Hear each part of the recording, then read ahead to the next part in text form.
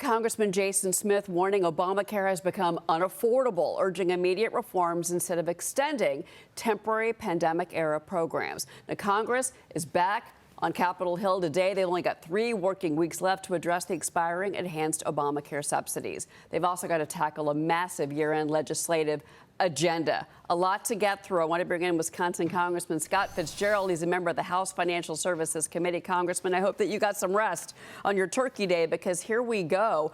A lot is at stake, but I want to get your take on this. And this is picking up on what Jason Smith was saying to my colleague, Jackie DeAngelis, that there was a report in the Wall Street Journal this morning that President Trump, his advisors are weighing options for a new health care proposal that basically would put income caps in place so that $600,000 number is not there. We've also had talk about a health savings account from President Trump. We've had talks about an extension for 1 year while you and your colleagues work all of this out. What is the path forward, and can you get this done quickly? Yeah, I think, Cheryl, the idea that there's a kind of plan in place, I think, is maybe a little bit out there too far. But there is a lot of discussion around something that President Trump has been talking about, which is putting individuals back in control of their own health care. And, I try not to come up with too large or grandiose ideas. It's stuff that's got to be practical and could be implemented in a short period of time. And the one is that keeps coming back. And it didn't come from Congress necessarily. It came from a lot of different healthcare markets. And that's the health reimbursement accounts, which basically, again, put individuals in charge. Now, about half the people that are on Obamacare right now, they're telling us would typically qualify for it right now.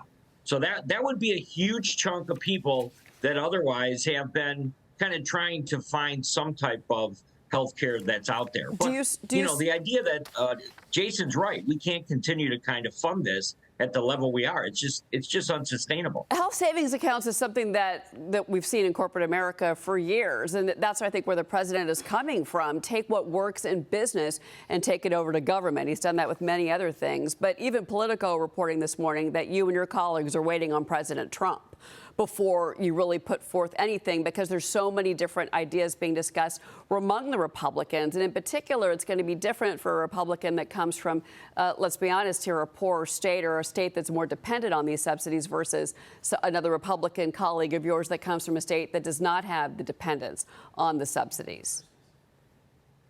No, I mean, the thing that's great about the Health Retirement Acts and that are associated with retirements are a lot of the premiums, the co-pays, the doctor visits. It puts people in control of this group of dollars that sometimes is a mix of money that they put in themselves, and other times it's the employers have contributed. And I get that. I mean, I know there's some people that lose their jobs, they end up in a dire situation, and this is where they have been going. But the idea that this has become their permanent solution to healthcare, that's unacceptable, and it's never what the intention was. So, yeah, I think the White House is in a position to kind of come up with something that the House could certainly rally around very quickly, and hopefully we can put something together within the next 3 weeks, certainly, to be able to respond to some of the criticisms that we're hearing right now. Well, I think that the calendar might be shorter than that, especially as you're pushing up against the holidays. And the pressure really is going to end up on Speaker Johnson's shoulders. But let's talk about Venezuela, because President Trump did confirm last night that he spoke with Venezuelan President Nicolas Maduro. Watch. The New York Times reported that you had a phone call with Maduro. Did you? I don't want to comment on it. The answer is yes. And can you tell us a little bit No, about I can't do that. Mr. President, would you say it went well? I wouldn't say it went well or badly. It was a phone call. The Miami Herald is reporting that the president gave Maduro an ultimatum as the U.S. is weighing land operations in Venezuela. Here's what they wrote in the Miami Herald. The U.S. message to Maduro was direct. Safe passage be guaranteed for him, his wife, and his son, only if he agrees to resign right away. Now, Venezuela is condemning the president's statement that airspace should be considered closed above the country. Congressman, I want to get your your thoughts on this, because the stakes are incredibly high here. And in particular, the legality of all of this. That has been questioned about the president and the administration's military operations off the coast of Venezuela. Yeah, if you're in for a penny, you're in for a pound on this, and we're in for a pound. The buildup is real. Members of Congress have been watching this. I know that there's some that have been briefed fully on where we're at in relation to not just Venezuela, but kind of the back and forth with the naval fleet being as highly concentrated as it is right now out of Caracas. Listen, Maduro is class, one of those individuals that I think President Trump could run circles around when it comes to negotiating.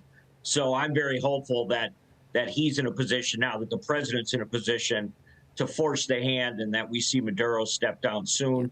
I think that has been the goal since day one, and I hope it happens this week. Yeah. Before you go, I do want to ask you about this, a crucial week in Tennessee. President Trump and Speaker Johnson reportedly are going to be holding a tele-rally for Tennessee candidate Matt Van Epps in his final push for the special election tomorrow.